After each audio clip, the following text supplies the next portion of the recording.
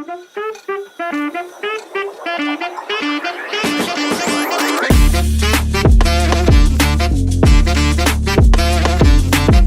everyone, welcome back to a brand new episode of Finn React. Now, if you guys known about my reaction to Kamen Rider and Sentai stuff, I don't have the knowledge, and some of you guys like to rip on me, and some of it I well deserve, because, well, for reasons. However, just like some of us, like myself, we have no knowledge of where our Power Ranger came from Japan with Sentai. So, just like I did before with the Kamen Rider, I'm going to check out a Krame Toku video on the complete history of Super Sentai from 1975 to 2024, featuring Power Rangers. Well, at least I can say the word Power Ranger, because someone on the comment below said you need to stop saying Power Ranger. Power Rangers! Anyway, let's start this video off. For over 50 years, Super Sentai has established its reputation as one of the largest, most creative, and successful superhero franchises in the world. Lots of them, to be honest. Throughout multiple eras, Super Sentai has evolved with many different styles, themes, and stories, and today I'm going to be featuring every single one of these historic milestones.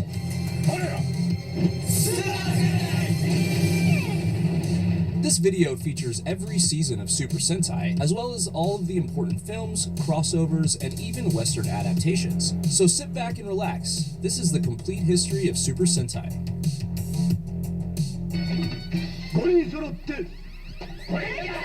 In 1975, Super Sentai would debut, although the series wouldn't be known by that name just yet. Kicking off the series was Himitsu Sentai Go Ranger, translated as Secret Squad 5 Ranger, created by Shotaro Ishinomori, who also created Kamen Rider, and inspired by the legendary 1972 anime Kagaku Ninja Tai Gatchaman. This debut series ran for a massive 84 episodes from 1975 to 1977. In Go Ranger, a planetary defense organization known as Eagle, or the Earth Guard League, stands against the evil Black Cross Army. After the Black Cross Army destroys many Eagle bases throughout Japan, only 5 members of Eagle remain, and they join together to become Go Ranger.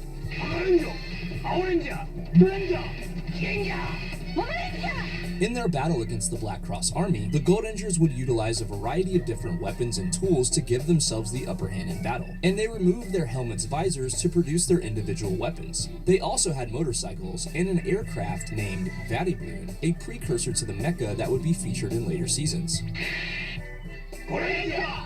That's kind of cool that the visors are basically a weapon for them. It's actually creative for the early start of Sentai. With a likable cast, colorful suits, and cool pieces of equipment, Go Ranger set the standard for what would become one of the most legendary superhero franchises in the entire world.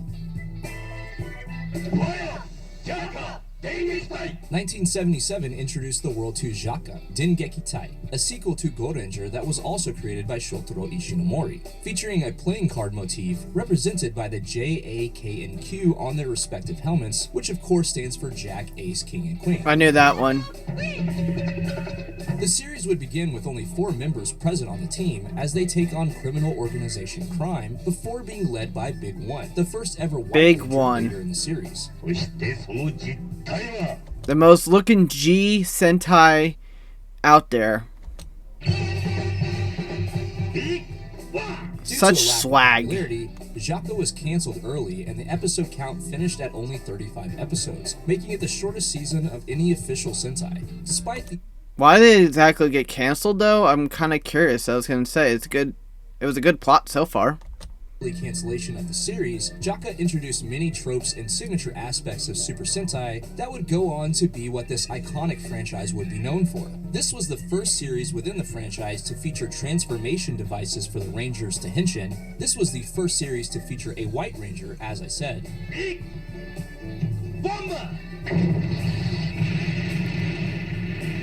And this cannons. Was the first series to feature a skirt for a female ranger. This is one of only 4 teams to not have the word Sentai in their name, and the first Sentai to air in the Philippines, with the name Lucky Aces. It's pretty cool.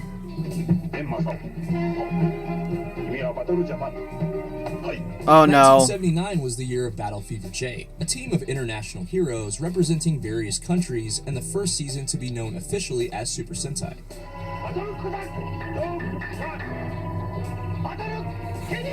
After Toei worked with Marvel Comics on the Spider-Man Toku series, Battle Fever J would also be produced by Marvel and even featured characters from Marvel such as Miss America.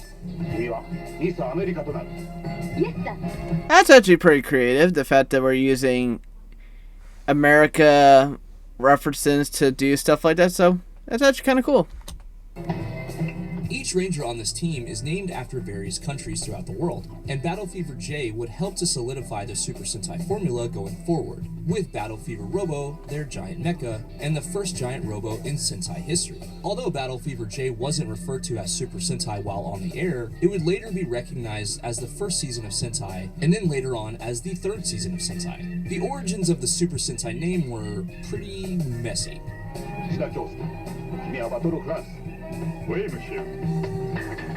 Battle Fever J was the first Sentai series to feature a Black Ranger and Orange Ranger. This was also the first series that featured mouths sculpted onto the heroes' helmets.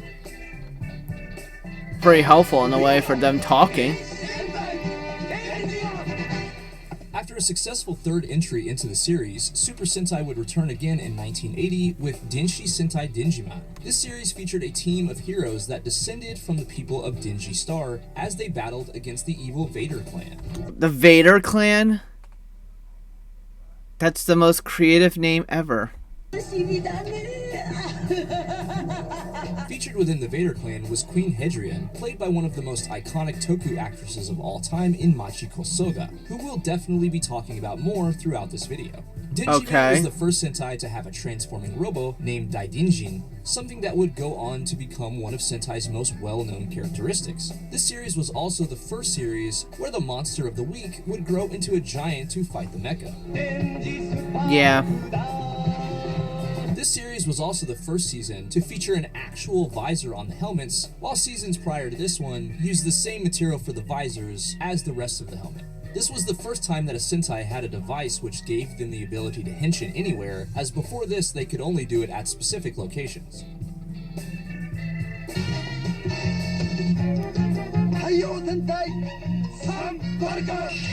After the success of Denjiman, Toei prototyped various ideas for continuing on with the Denjiman story. After much internal discussion, Toei decided to produce a direct sequel to Denjiman in 1981 with the release of Taiyo Sentai Sun Vulcan, featuring the return of Machiko Soga's Queen Hedrian character alongside Hell Saturn, who is a pretty obvious Darth Vader ripoff. You know, they didn't have any creativity back then, so they decided to take America's reference and throw Darth Vader. Nice.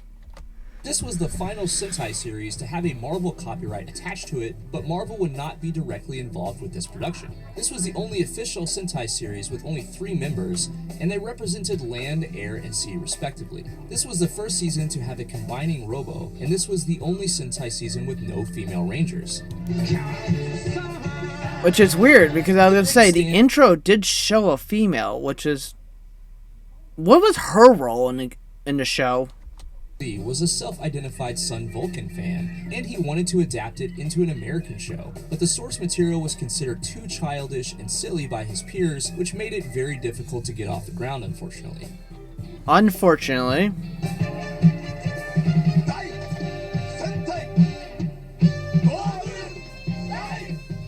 1982 featured a new Sentai representing various ancient civilizations, Dai Sentai Goggle 5, translated as Great Sentai Goggle 5. In Goggle Great 5, Sentai Goggle 5. Dark Science Empire Death Dark, an evil organization responsible for the downfall and destruction of many civilizations throughout history.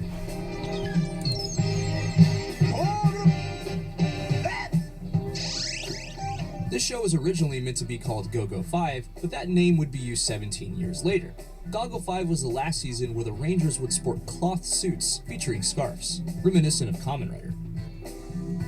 Kinda weird. I think more Power Rangers and Sentai should have scarves. Make them look extra fashionable.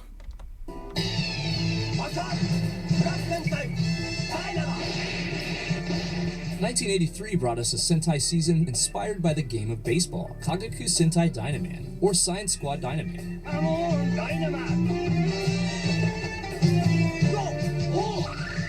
This series was originally conceptualized as a baseball-themed Sentai that would have been named Baseball Sentai V-Leaguer, but clearly it was changed to Dynaman, with more of a science theme. This series also has another unique distinction. Due to the excessive amounts of gunpowder and the prevalence of explosions in the series, fans in Japan would give Dynaman the nickname Kyaku Sentai because Kyaku means gunpowder in Japanese. That would have been more of a better theme. It's all about gunpowder and explosions. This is the first Sentai season featuring spandex suits for the team, something that would become synonymous with Sentai and appear in all but 3 of the following seasons.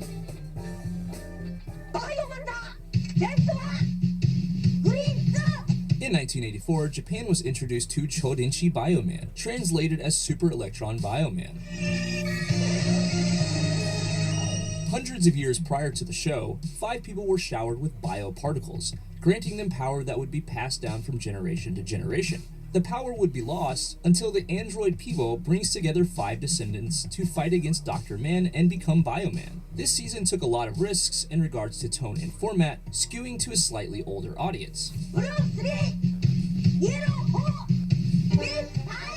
This was the first Sentai with 2 female Rangers, and also the first season with a female Yellow Ranger. And this was the only season of Sentai released prior to Zyuranger that would be featured in Power Rangers, as Bioman would be used in a very, very early pilot episode.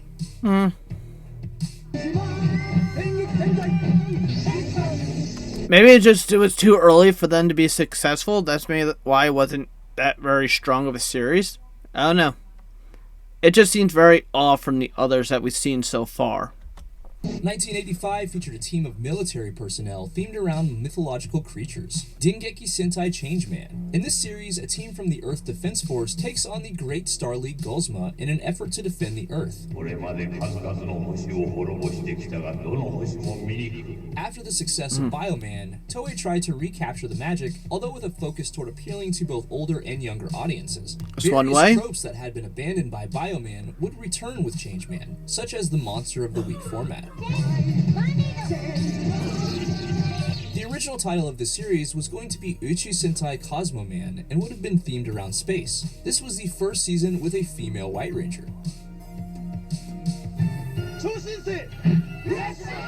1986 was the year of Choshinsei Flashman, or Supernova Flashman. This series featured a team of Rangers who were kidnapped by the reconstructive Experiment Empire mess before being rescued and trained on different planets by an alien race called Flash. After returning to Earth years later, they would form Flashman and fight against Mess. But due to what is known as the anti-Flash phenomenon, they would only be able to remain on Earth for 1 year before they would start to take damage. Maybe because they didn't have, maybe because they were living in different universe and planets, they kind of had to form together, so maybe that's why they couldn't handle the American vibe or Japanese vibe. Flashman is notable for being the first season to ever add a second giant robo in Great Titan. That's a 1987. I feel like I've seen this thing from in a Dollar Tree for some reason. The Megazords in the early days, they look like Dollar Tree things that you'd find, or Dollar General if you guys know about it. It's like those generic cheap robot Megazord things that you find, and it's like you persuade your kids, hey guys, I got the next Megazord for the Power Ranger. Dad, we've seen the Dollar Tree logo on there. It's a cheap ass thing. But probably back then it was pretty much the shit. 1987 saw the release of one of the most popular Mask international Man releases in Super Sentai history with Hikari Sentai Mask Man, also known as Light Squad Mask Man.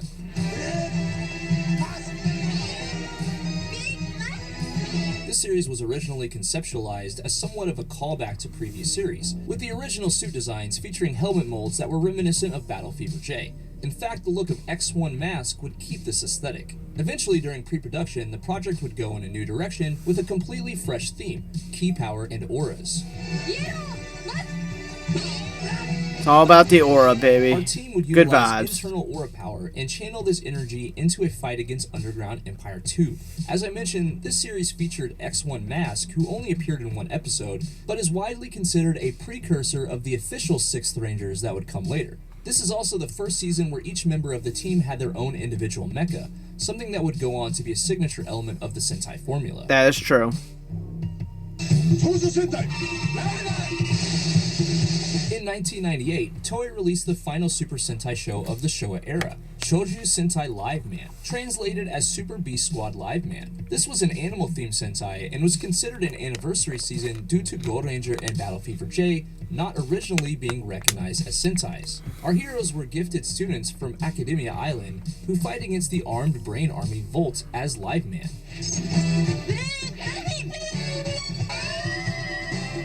Assisted by the android Colon, Live Man would add 2 more Rangers to their original 3-man team, being the first season to do so. This season was also the first season to feature a female Blue Ranger, and it was the first season with a Black and Green Ranger on the same team. Okay. Now, I'm guessing because just like Kamen Rider, I guess that most of these series were breaking down to like 3 different eras of Sentai.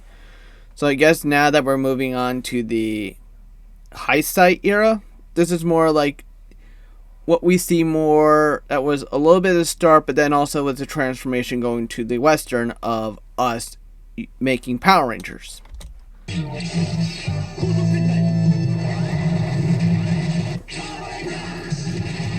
1989 brought us a vehicle-themed Sentai in Kosuku Sentai Turbo Ranger, or High Speed Sentai Turbo Ranger, kicking off the Heisei era. This season would start with a continuation of Sentai's 10-year anniversary celebration, where in the very first episode we would see previous teams alongside Turbo Ranger. It's worth noting that this was not the 10th Sentai, but at this time, Go Ranger and Jaka were still not officially recognized as Sentai seasons yet. In Turbo Ranger, a team of high schoolers are brought together by Dr. Dazai and a fairy named Silon to become Turbo Ranger and fight against the 100 Boma tribes. This reminds me more of like the earlier perspective of what we would expect from Power Ranger and Turbo for some reason. Maybe I'm wrong. I don't know. It just seems like for me with a Power Ranger vibe growing up, I didn't have Sentai, and I think I was more confused and not interested when I got into the stores and buy stuff. But this to me just has the early vibe of Power Ranger Turbo. So maybe I'll start saying less of Power Rangers in this video, but that's okay. Season sadly had 0 roll calls. In 1990, Super Sentai introduced a team of siblings who work as teachers when they aren't fighting the Zone Empire. The Hoshikawa siblings were the first sibling team in the history of Sentai, and in pre-production, this show had the working titles of Vector Man and the hilariously bad Brother Man. Vector Man? It's funny to me, every time I think of Vector Man, I think of the Sega Genesis game Vector Man. That was a good game, though.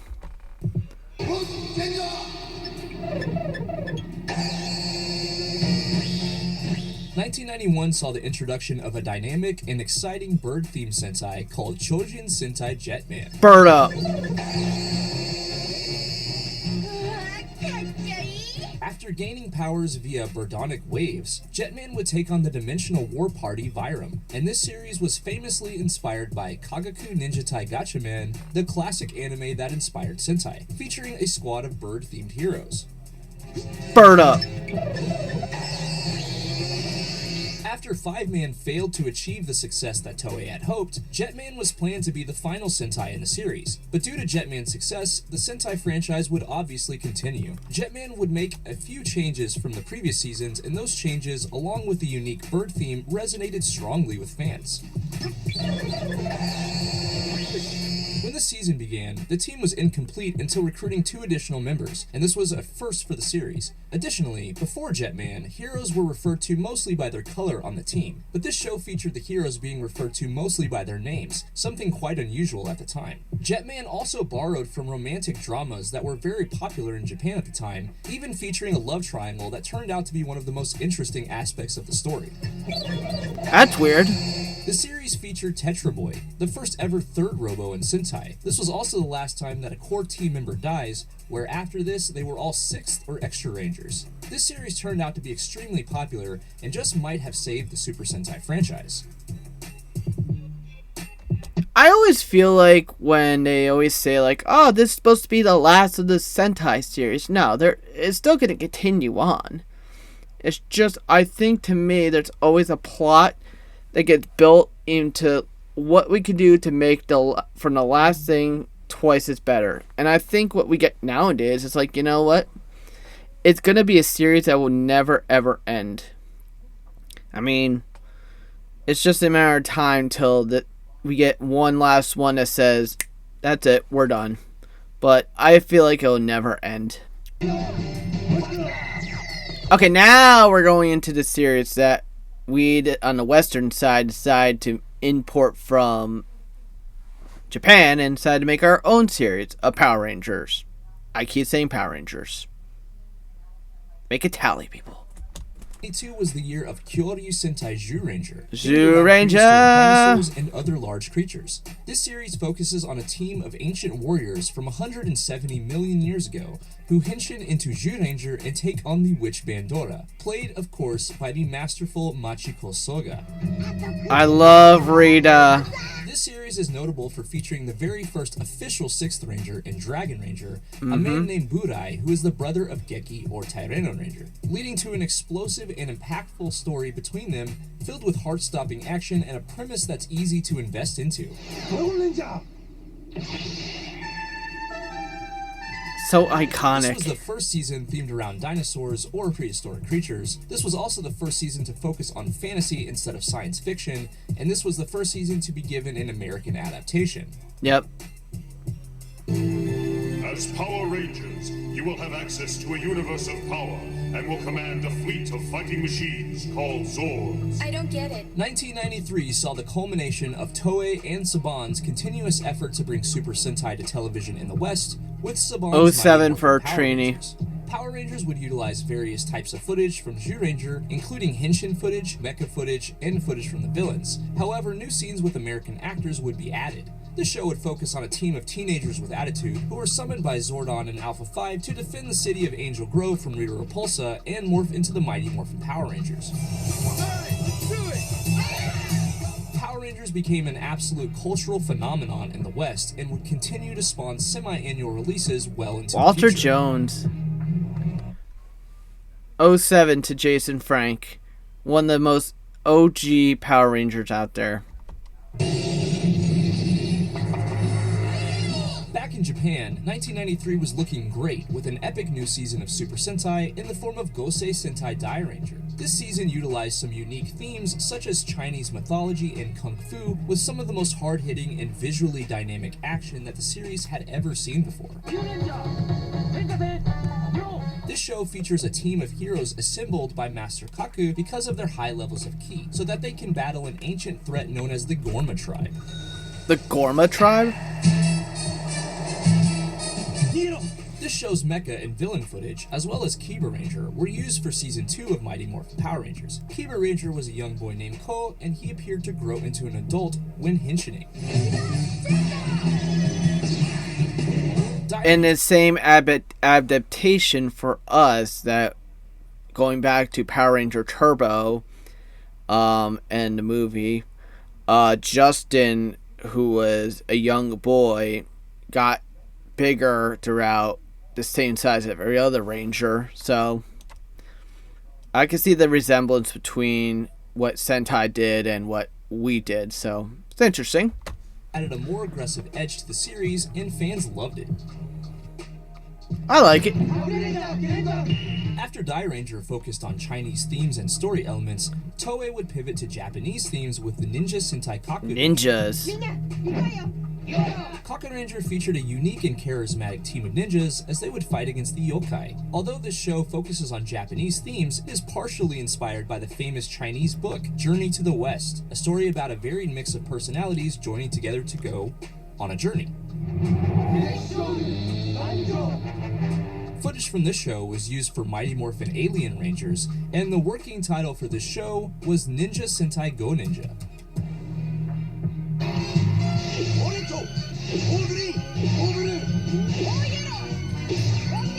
1995 brought us Choriki Sentai O-Ranger, a season themed around ancient civilizations. In this season, the O-Rangers would take on the machine empire Baranoia.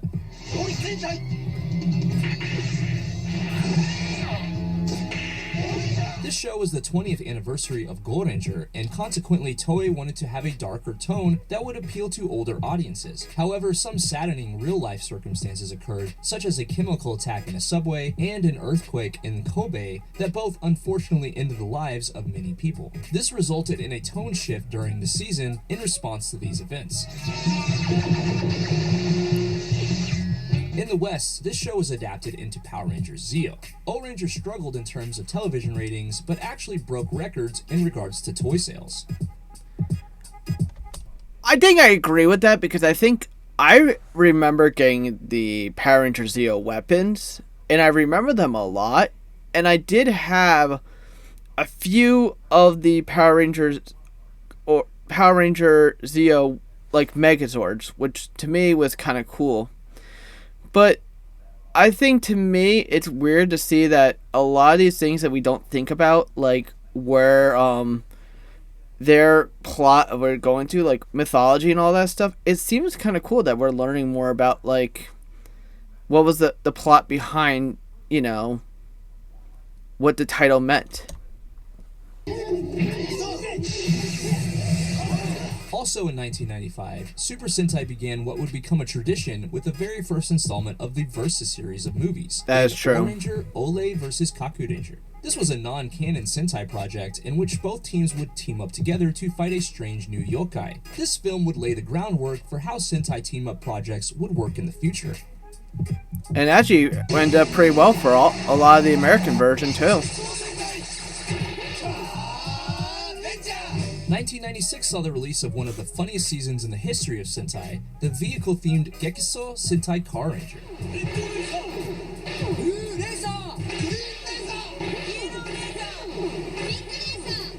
Being a parody of Turbo Ranger, Car Ranger leaned heavily into comedy and featured some unique elements that would differentiate this season from others, one of which was a wannabe 6th Ranger named White Racer. Car Ranger was adapted into Power Rangers Turbo, which even got its own movie in the West. Yeah. Car Ranger featured a lot of slapstick type.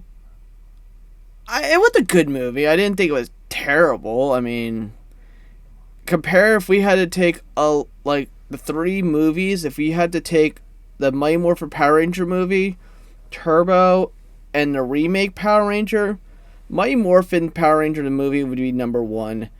I would put Turbo the movie number 2, and I would put the 2010 version Power Ranger way below.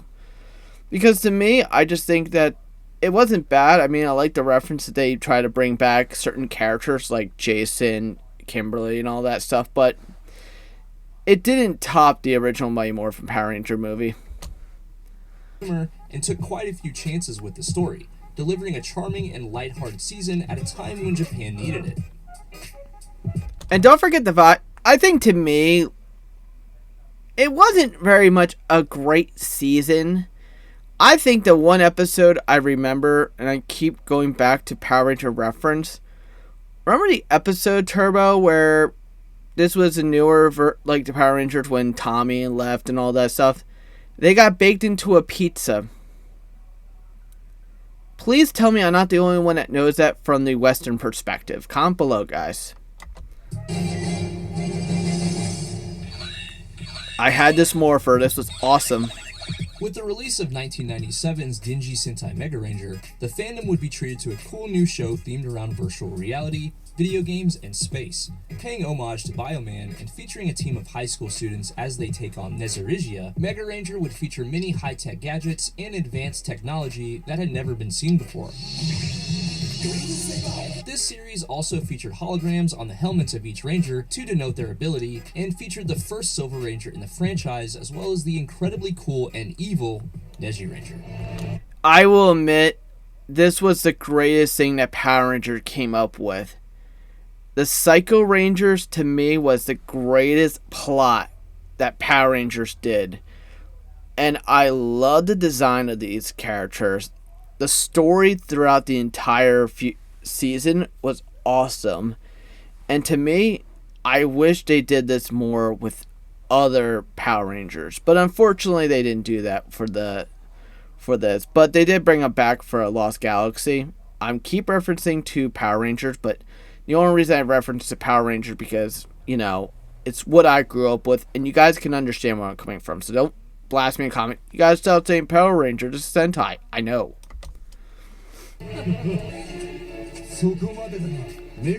This show was adapted into Power Rangers in Space, the final season of the Zordon era of Power Rangers. Mega Ranger was another dynamic and exciting season of the franchise, and the future of Super Sentai looked brighter than ever.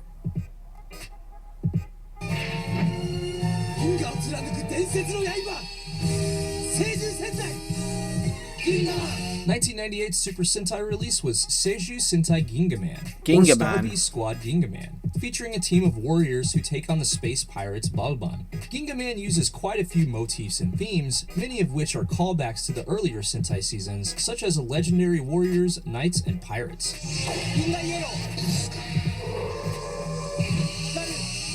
This was the final Sentai series to air alongside a Metal Hero show, and the final season to feature the word man in the title. This was also the last Sentai series to use illustrated eye catches before and after commercials.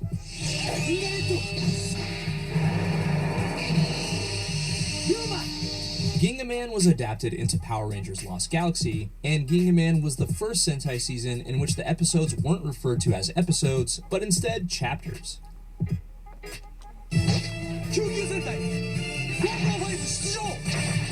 1999 brought us a Sentai themed around emergency services in QQ Sentai Go-Go 5. This show featured a team of 5 siblings as they battle against the Saima clan. Being themed around emergency services and rescues, this is like the second one that revolves around family. Kind of weird, but you know what? It worked. Featured heart-stopping action and a true sense of danger for our heroes. It was very clear from the first episode that this would be an action and drama-heavy season, but Toei would be sure to add just enough charm to keep things optimistic.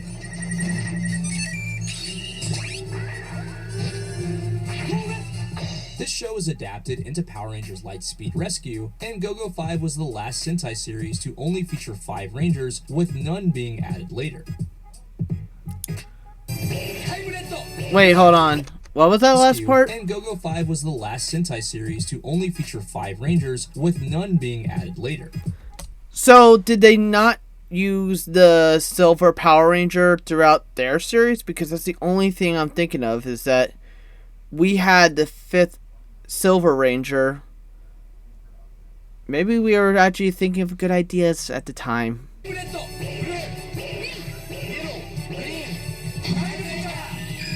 With 2000 being the last year of the millennium, the world was obsessed with time, and Japan was no different, leading to the release of Mirai Sentai Time Ranger. Asking fans to grasp the infinite future, this show had a time travel theme, and as such, it featured a team of time-traveling soldiers, with 4 of them being from the year 3000, as they take on Don Donero and the Launders. Time Ranger went in bold new directions with the story, unafraid to explore a darker tone, and this season would go down in history as one of the most mature Sentai seasons of all time. I can see that.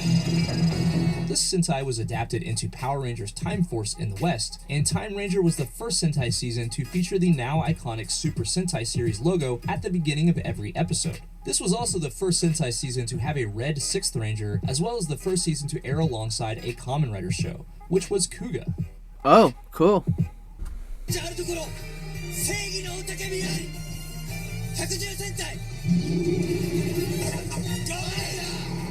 In 2001, Toei released Hayakuju Sentai Gao Ranger, an animal-themed Sentai. This series followed a group of warriors as they fight against Org.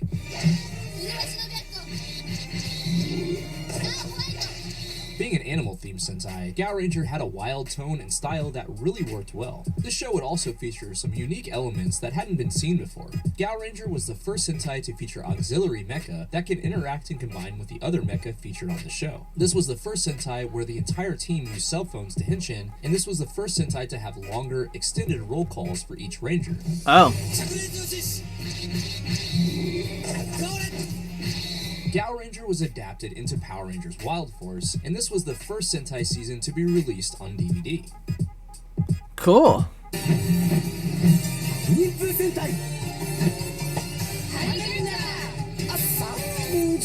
2002 saw the release of another ninja-themed Sentai, in Ninpu Sentai Hurricaneer. This series had a focus on elemental ninjutsu powers and followed the students of a ninja academy as they fight against the group that killed many of their fellow ninja students. Yeah, the makes evil space sense. Ninja group Jakanja.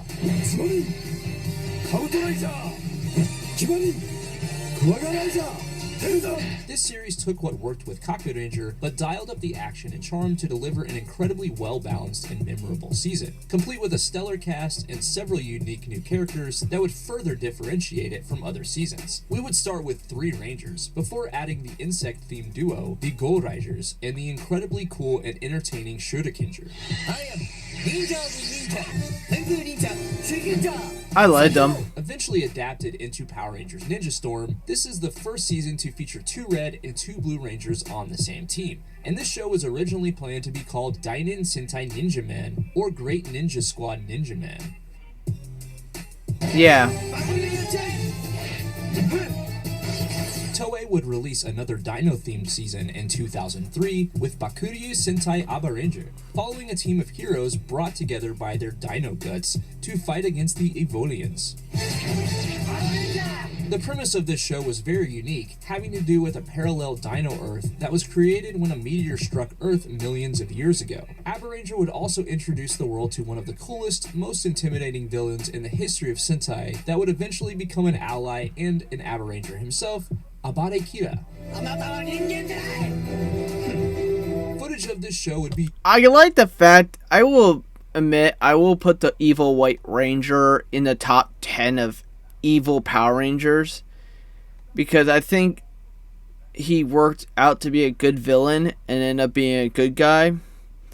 But I like the concept of like where they came from compared to what we did. It's a little different, but you know what? It works. Also, another Jason David Frank cameo. Shout out to Tommy Oliver. For Power Rangers Dino Thunder, and this was the first season where the only female ranger on the team is a Yellow Ranger. Yeah.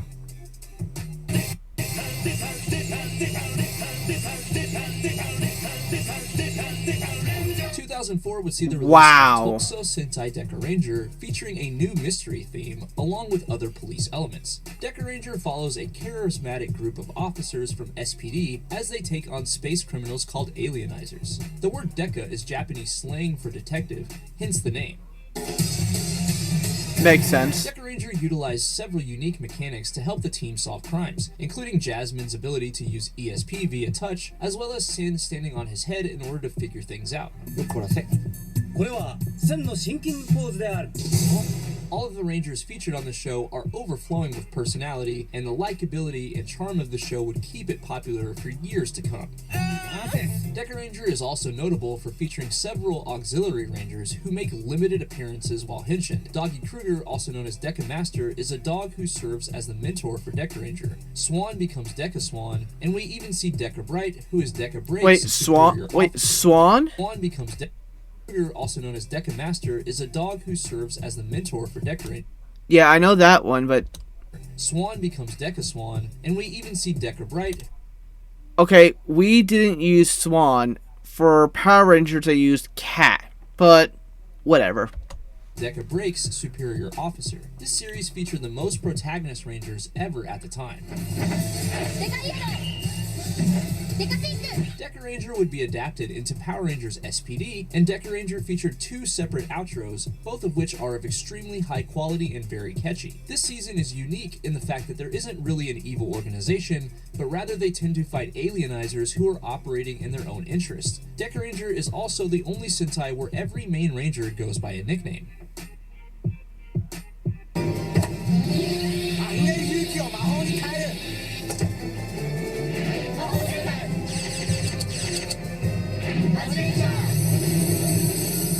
In 2005, Toei would head in yet another bold new direction with the wizard-inspired Mahou Sentai Magic. Wizards! This show would follow the Ozu family as they utilize their magical abilities to fight against Infertia. This season capitalized on Harry Potter mania by utilizing various themes that you would expect from a magical Sentai, such as magic wands, known as Magisticks, cloaks, and the ability to cast wacky and entertaining spells to turn the tide of battle. Magic Ranger was a fun and whimsical take on the Super Sentai formula.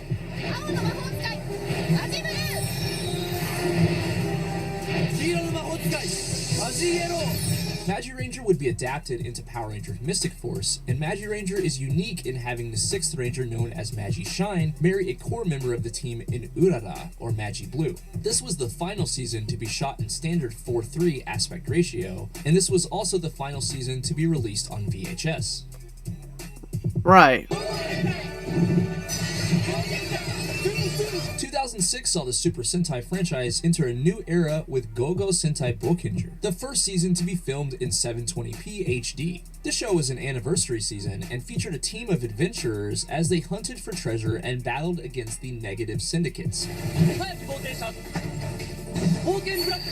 And one of America's worst Power Rangers series, in my opinion. Judge me. With the word Boken meaning adventure, it was clear that Toei wanted to invoke the same sense of exploration and excitement present in Western projects like Indiana Jones and Tomb Raider. Our heroes would search for powerful artifacts called precious, and the search for these items would often lead our rangers to exotic new locations that gave this show a ton of excitement. Okay.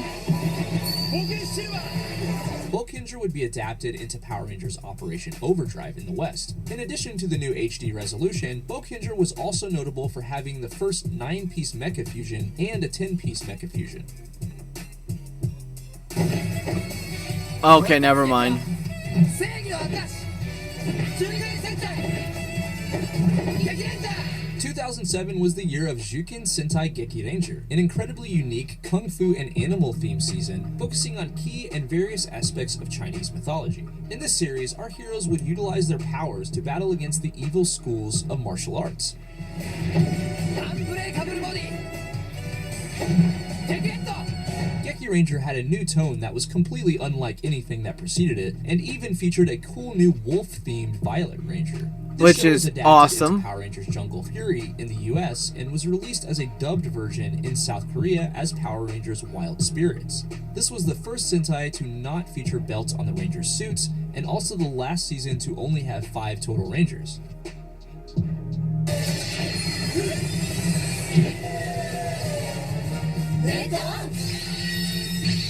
2008 was a high-octane thrill ride with Go Inen Sentai Anja. Go Anja, another car-themed Sentai with an eccentric cast, explosive action, and tons of hilarious comedy. This series followed a group of heroes chosen by mechanical beings called... I will say it's not my favorite Power Ranger Megazords that they made for Sentai and Power Rangers, but, you know, you give or take. ...to become Go Anja and fight against the Gaiar. More sound In addition effects? to vehicles, Go Anja also featured an animal motif and incorporated themes like pollution and conservationism. Every element of the show is enhanced by a charismatic cast and a story that's consistently fun and entertaining. スマイル満開ゴーオンイエロー Okay. ドキドキ愉快ゴーオングリーン Go Anja would be adapted into Power Rangers RPM, and this is the first Sentai season to feature 2 6th Rangers in Go on Wings, consequently making it the first season with a female 6th Ranger as well. How about that? 真剣レッド千葉健 2009 would see the release of a Super Sentai season with a brand new samurai theme in Samurai Sentai Shinkenger. This show follows Samurai clan leader Takeru Shiba and his loyal retainers as they henshin into Shinkenger and fight against the Godoshu.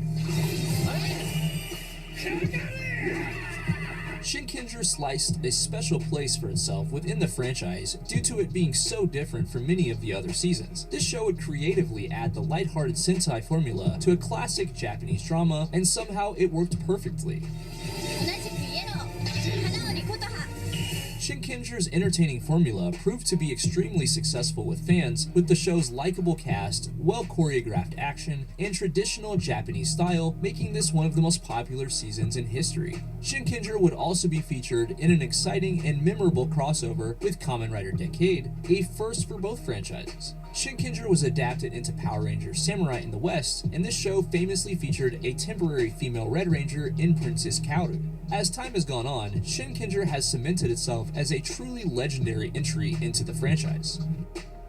And the fact that this is kind of like the first Power Ranger series to actually introduce a red female leader, it's a little different in a way, but at the same time, it was kind of weird because, you know, we were going on a good path and all of a sudden, hey, we have a female Red Ranger.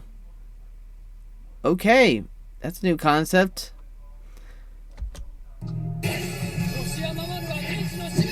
But also this was the point that it was from Samurai from here on was also being worked on by Nickelodeon. And we all know where that goes from.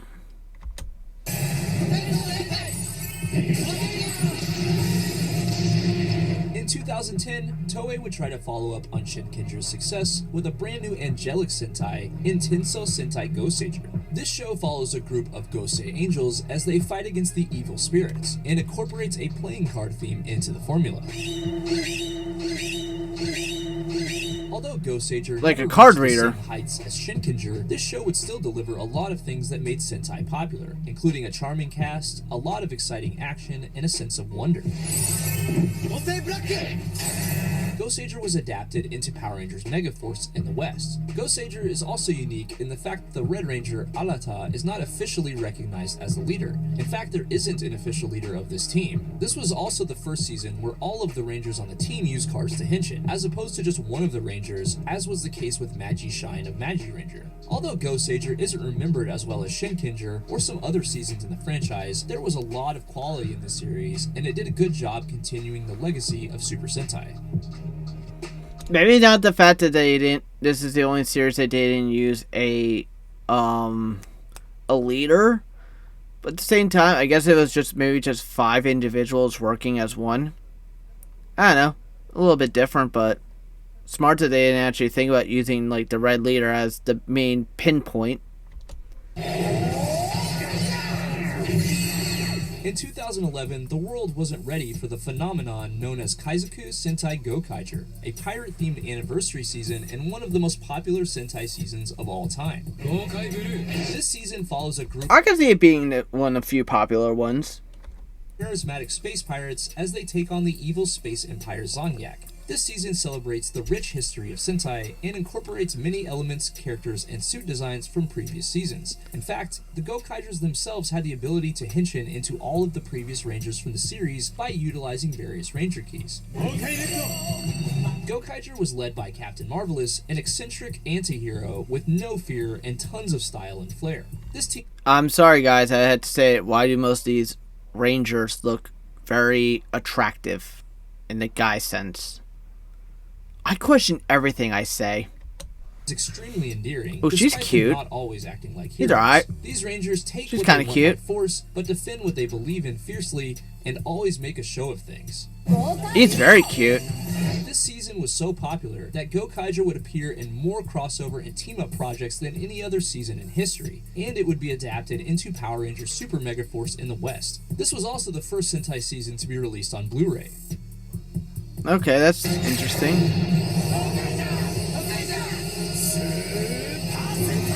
2001 also saw the release of the biggest Sentai film of all time in 199 Hero Great Battle, an explosive and highly entertaining celebration of Super Sentai. This film features 199 heroes from the history of Super Sentai, and it feels like a climax to the entire franchise.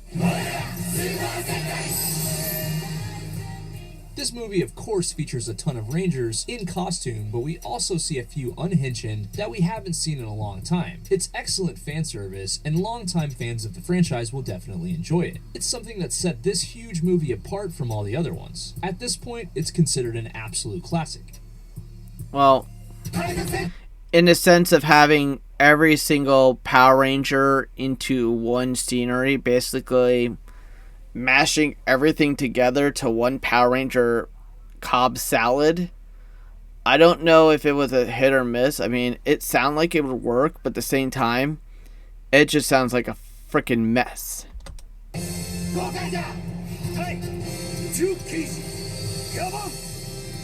Toei would continue to ride the wave of Gokaiger's success in 2012 with another huge crossover movie in Gokaiger vs. Gavin. This movie was the company's attempt at introducing Space Sheriff Gavin from the retired Metal Hero series to a new generation, and by teaming up with Gokaiger, they would do just that.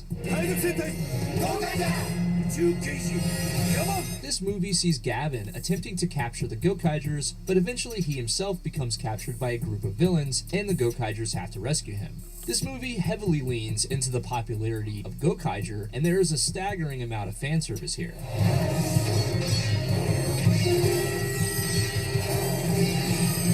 Legendary Toku actor Kinji Oba reprised his role as Gavin, and we even have appearances from his other famous roles as Battle Kenya and Denji Blue. And if that wasn't enough, we were even treated to an appearance from the next Sentai series. Now this is where they went backwards compared to where we went completely off. Usually after this was Dino Charge, but now they're going to 2012's Go official Buster. Sentai series was Tokume Sentai Go Busters, a slick new Sentai themed around technology and spies. See, I like this theme that they did more than they did with the American version, because this actually looks like, I mean, the outfits look cool, but I guess maybe just not getting being able to get away with it for a Nickelodeon aspect. Also, why does the Gold Ranger look cute again?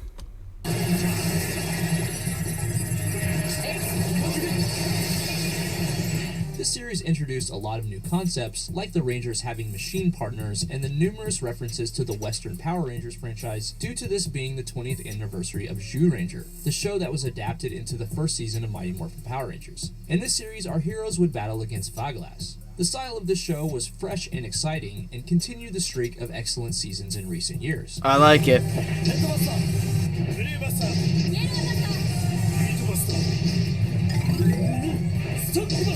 Go Busters was originally skipped over for a Power Rangers adaptation, but after Hasbro bought the Power Rangers brand, Go Busters would be adapted into Power Rangers Beast Morphers and debut in 2019. This was the first season where the suits are made of leather, and the first season where the team's name is plural. And Go Busters even featured Hiroya Matsumoto as Masato Jin, or Beatbuster, returning to the franchise years after playing Tsubasa Ozu or Magi Yellow. Oh, that's Ranger. cool.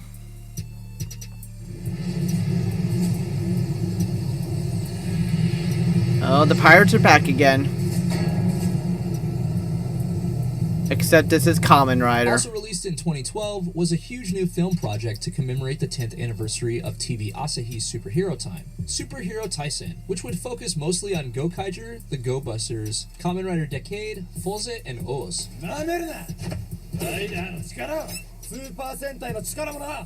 This movie focuses on Captain Marvelous as he seeks to gain the ultimate power in the universe while commanding the Daizangyak fleet. At the same time, Kamen Rider Decade leads Dai Shocker on a campaign to destroy all Sentais. This movie featured a ton of fan service for fans of both Super Sentai and Kamen Rider, and Marvelous vs. Decade would be an absolute treat for fans. I've never seen this, guys, but people who have seen this, what was your review on this? I mean, does it seem like it's maybe too much because they're using, like, most of the Sentais and Kamen Riders and all of them? Or was this actually a really good movie?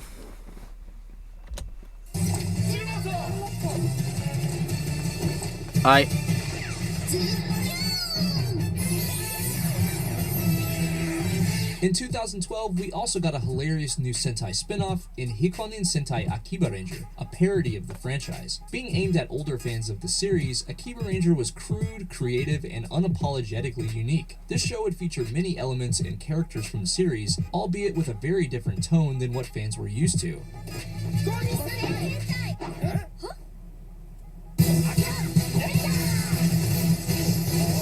This show is very meta in the way that it focuses on the team's delusions, and it makes it so you oftentimes don't know what's real and what's a delusion. This is the first Sentai where both the Yellow and Blue Rangers are female, it is the shortest Sentai, and it's the first one meant for mature audiences. This show also got a second season, a first for the franchise. If you guys want me to review that one for history, let me know in the comments below. This looks like the most cheesiest but yet funniest thing I've watched. Back to Dino Rangers. 2013 marked the franchise's third Dino-themed season, with Juden Sentai Kyoryuger, the first season to be broadcast in 1080p full HD. I always wondered why they always like repeat the same kind of genre. I was gonna say with the this is being the third Dino Ranger thing, but it just seems like we're doing too much. Like even things that we do nowadays, like samurais, ninjas. It seems like we're repeating the same kind of theme over and over again. I mean, it changed now because a lot of it nowadays I'm looking at are not, but it just seemed like we're on a repeat. Kyoryuger wowed fans with its energetic presentation and large cast of likable characters. And speaking of the large cast, there are 11 protagonist Rangers in this series, the most ever at the time.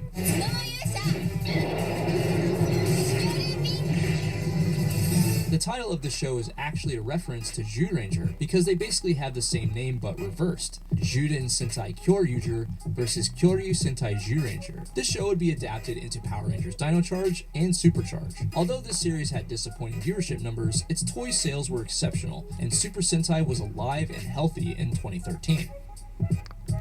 I get the concept of it.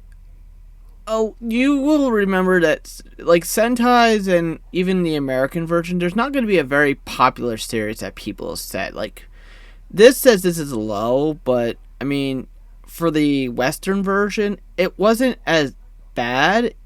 I mean, I never watched it. I thought it sounded ridiculous, but, you know, you get a hit or miss. I mean, it doesn't work for one part of the world, it'll work in the other part.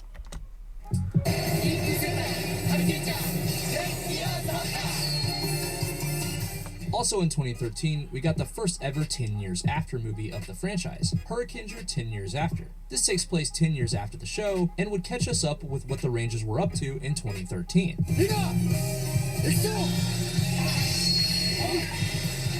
This was fun to see where they are now, including Ikko's new band, and Kota being a father now. This was an excellent celebration for fans of Hurricaneger. Okay. And this is when we decided to go something different that we did not take in the Western parts. Trains. Brought us Resha Sentai Tokyuger, an imaginative and heartfelt Sentai season themed around trains. Tokyuger offered fans a lighthearted and fun experience, complete with a charming cast that fans would largely respond well to. Despite this, the TV ratings were once again below Toei's expectations, and this series would be skipped over entirely by Power Rangers in the West. Thank God. This season featured the Rangers' ability to swap colors with each other, and featured the first Orange Ranger since Battle Fever J. Okay.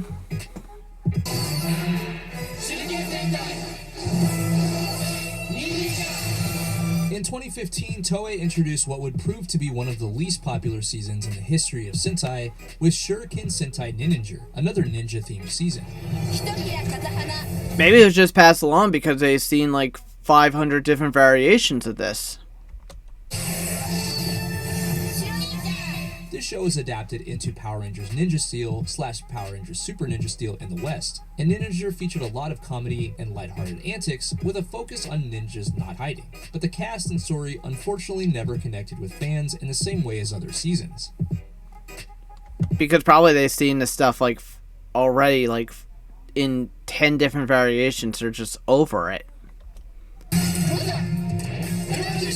After this, we were treated to Deca Ranger 10 Years After, in which 10 years after the show, after the Rangers have gone their separate paths, the Rangers have to investigate a corrupt head of SPD, as well as the evil Neo Deca Red and Neo Deca Yellow. This was a story that showcased the detective skills of the Rangers and put them in a scenario that's slightly different from the ones we had seen previously. They have kids. Deca Ranger was one of the most successful Super Sentai seasons of all time, and the quality that made it successful would continue with this film.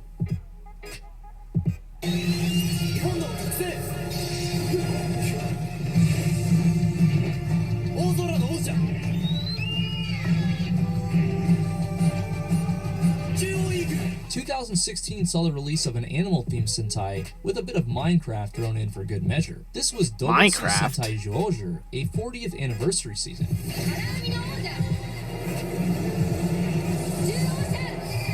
This series followed a group of humans and humans, who are animal-like creatures, as they take on the space outlaws Death Galleon.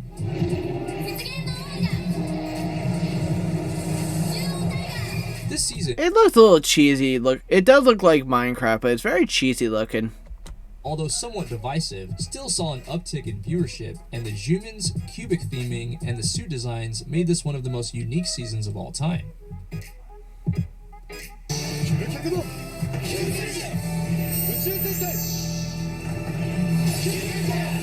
In 2017, Sentai fans would go on an epic space journey with the biggest and one of the most unique teams in history, Uchu Sentai Q Ranger.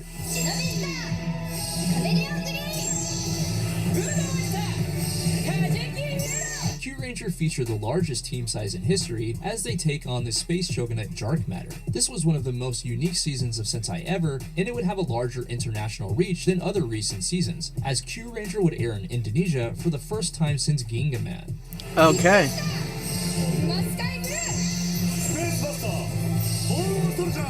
Elements of the season would be adapted into Power Rangers Cosmic Fury. This show is notable for the actress Mao, who previously played Luca Milfi / Gokai Yellow in Gokaiger, returning to the franchise to do the voice of Washi Pink. Q Ranger was set in a universe dominated by the villain faction. It features themes and equipment based on the constellations, and with 12 Rangers featured in the show, this was an incredibly unique and memorable season. Does 12 seem like a very big amount of Power Rangers to have, guys? Let me know. In Sentai, I always feel like, 5 or 6 for Sentai and our version. It seems very lenient, but 12? I feel like that's way too much. It's a freaking mess.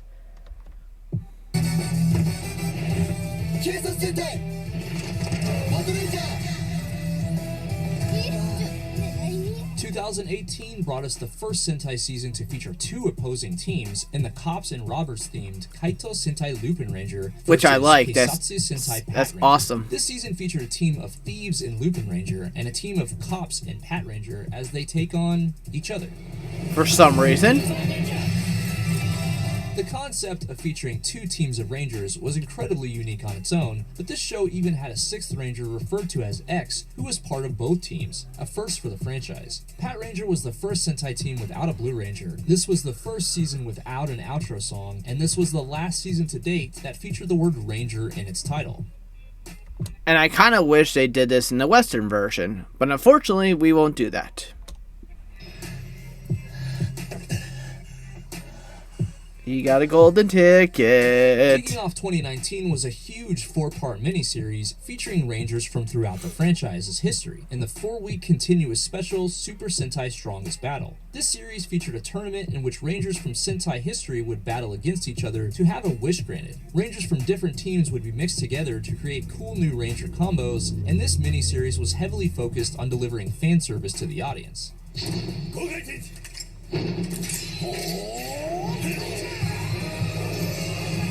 This small project was a great intermission between Lupin Ranger vs. Pat Ranger and the next main Sentai series that would follow.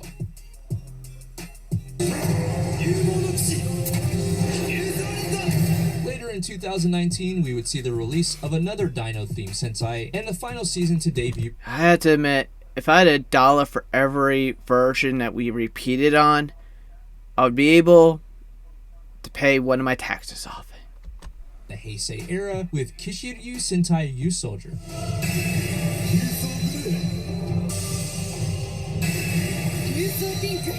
This series returned to the Dino theme, but this time with a much more aggressive look.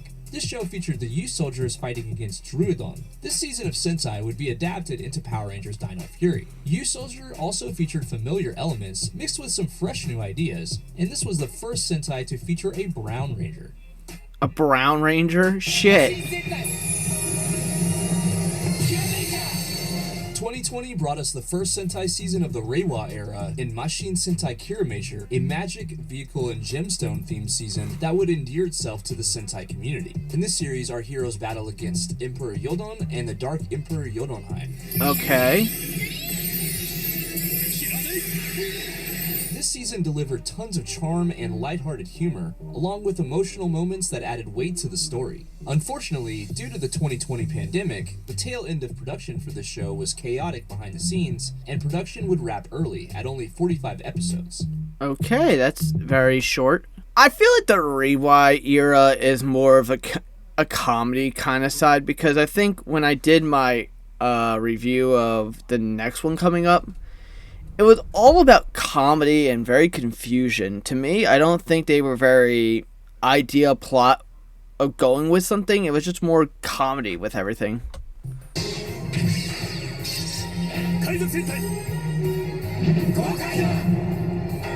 Next, we were treated to the 10th anniversary of Gokaiger with 10 Gokaiger. Taking place 10 years Why do I after feel like the there's events of the always a series, presence we see on the this reunion thing? of the most popular Sentai team of all time. This movie featured Captain Marvelous squaring off against tons of classic Rangers, with the stipulation that if he loses, he's gonna lose his key, but if he wins all of the other Ranger keys.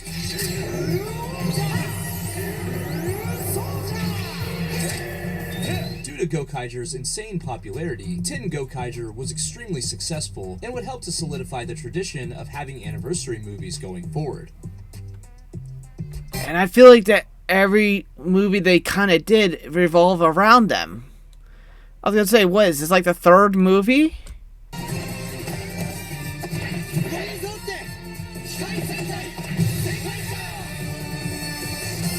In 2021, Toei brought us Kikai Sentai Zenkaiger, an anniversary season loaded with uniqueness and fan service. This series features a team full of Kikanoids along with a human who becomes Zenkaiser, as they look like a mashup of previous Sentai characters and take on Toji Tindo. They look like mini Megazords. As an anniversary season, this show is loaded with fan service, and there's tons of references to previous seasons. The Kikanoids are meant to look like various mecha from the series, and Zenkaiser is himself a mashup of previous Rangers. Yeah, I could see it. Apparently, this series was originally going to be called Sentai Sentai Sentaiger, but I guess Toei just couldn't pull the trigger on such a hilariously weird title. I mean, seriously, how many Sentais can you put into one sentence that doesn't sound confusing? Isn't remembered as favorably as other seasons within the community, but it did do a good job of paying tribute to the series as a whole. Maybe because it was still in the slowly reviving of the pandemic era, so we're not like as strong as, you know, we were years ago.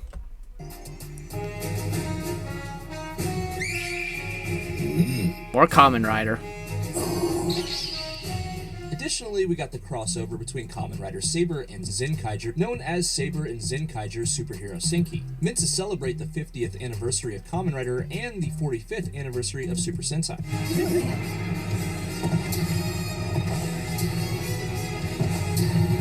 This was a huge, explosive celebration of Toei's brand of tokusatsu, and one of the largest projects that Super Sentai had ever seen before.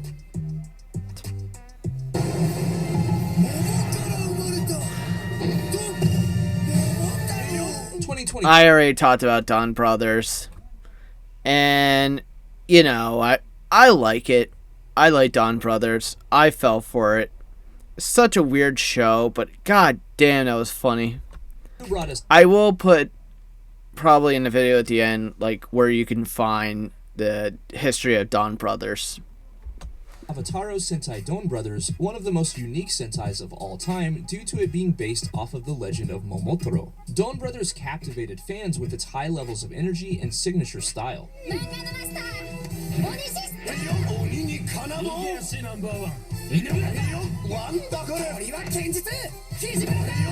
The Rangers here are based on different animals from the legend, and several of which are portrayed exclusively by CGI, a first for the franchise. A lot of it. This show was originally marketed as a sequel to Zenkaiger, something that hadn't happened since Sun Vulcan in 1981. For Dawn Brothers, Toei was focused on mixing up traditional Ranger roles, with the Pink Ranger being male, and the Rangers have visually unique powers due to the freedom that CGI animation provides. Dawn Brothers was the first show in the franchise with brothers in the title.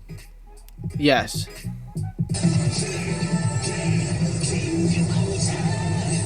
2023 was the year of royalty with the regal Osama Sentai King Oger. This season featured a... This one I've been trying to wonder about. Let me know in comments below, guys. Did you want me to do the history of King Oger? team of Looks rangers cool. that are all rulers of their respective kingdoms.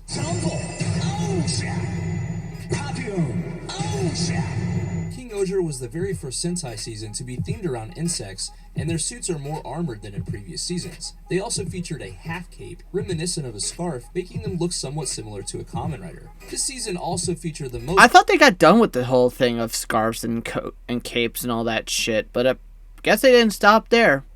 Though I think this one I said once again, there's always one of them in the Sentai series that's one guy or girl or whatever this person is that is sexy. CGI ever by far, with it being used for nearly every background, as well as the mecha and some characters.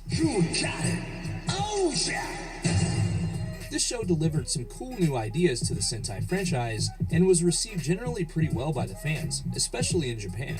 For real.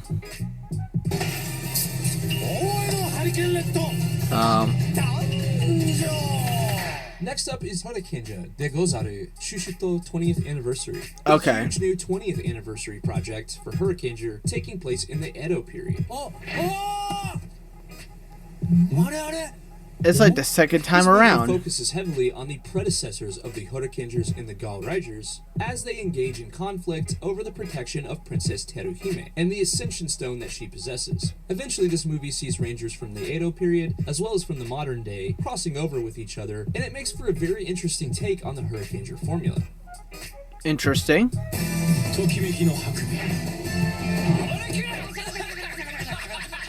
After this, we got the Abba Ranger 20th anniversary movie, The Unforgivable Abare. Definitely unforgivable. This takes place 20 years after Abba Ranger, and it places these Rangers into a world that doesn't necessarily view them as heroes, making for a very interesting new take on their story.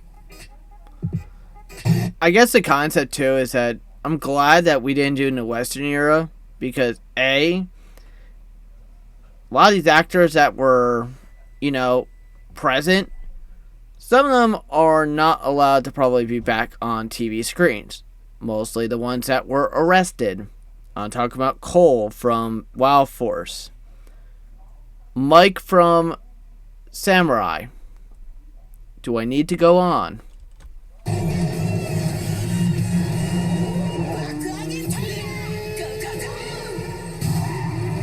Wheels brought us Bakuage Sentai Boom Boomger, another vehicle-themed Sentai. This show delivers a heavy dose of slapstick humor and wackiness, and also features two of the rarest Ranger colors in Sentai history, Purple. Boon Orange and Boon Violet. Boom Boomger delivers a fun, laid-back tone that never takes itself too seriously.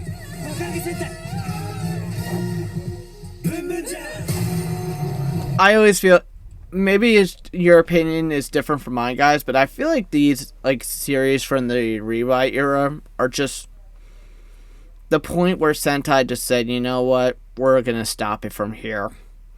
Because I feel like a lot of these things, including Dawn Brother, which I actually like, are just jokes, and it's annoying at the same time. Though the series has been somewhat divisive within the community, only time will tell what the legacy of Boom Boomger will be.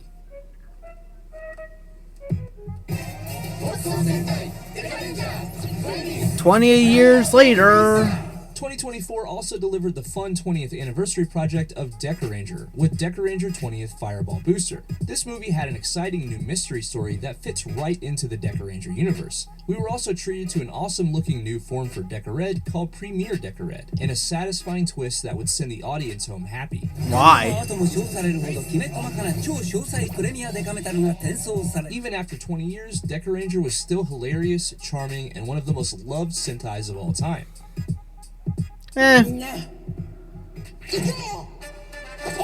Oh, the ninjas. Recently, Kaku Ranger fans were treated to the 30th anniversary project of Kaku Ranger, titled Ninja Sentai Kaku Ranger Act 3 Middle-Age Struggles. Ninja Sentai Kaku Ranger Kenkon!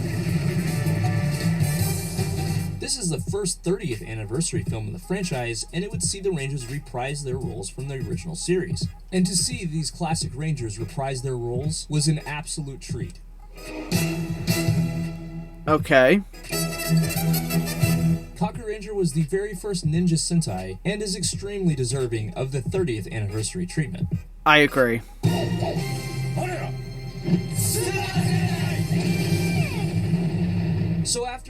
plus years of Super Sentai, this franchise has established itself as an absolutely legendary and groundbreaking collection of stories and characters. Super Sentai has treated us to some awesome looking costumes, sinister and memorable villains, and tons of hilarious moments that put smiles on our faces. We've been introduced to some amazing characters that we'll always remember, and as new fans discover this amazing franchise every day for the first time, the future of Super Sentai looks bright, and the love that the fandom has for Super Sentai is stronger than ever.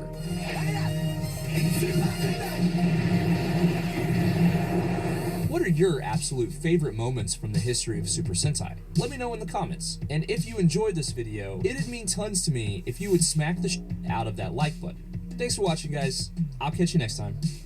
I think the fact of the matter is too that Sentai has a way of dividing like 3 different eras and seeing what it was originally to the what we grew up with in the early 90s and early 2000s to what we get about 2020 on. It shows that there's so much progression that to me it's very weird but different, but it's nice to see the progression. Maybe they could do a little bit better with the Rewind era. I mean, once again, maybe it's still too early to say, but I don't know. There are still more things I need to understand about Super Sentai, and of course we'll have to go on to this, guys. So comment below, guys, what series do you want me to go in history of? I mean, I'm gonna do them all at least at one point, but I want to start somewhere, guys. We already did Dawn Brothers, so we gotta go to the next. So comment below your favorite Sentai series, and I will do a history research on it. But if you enjoy stuff like this, guys, let me know in the comments below. Thank you for watching, guys. You know the links where you can find me. Check out the playlist, everything so far. And, of course, if I remember an editor, he will put the Dawn Brother video above there, too. But thank you guys for watching. This is Michael, signing out.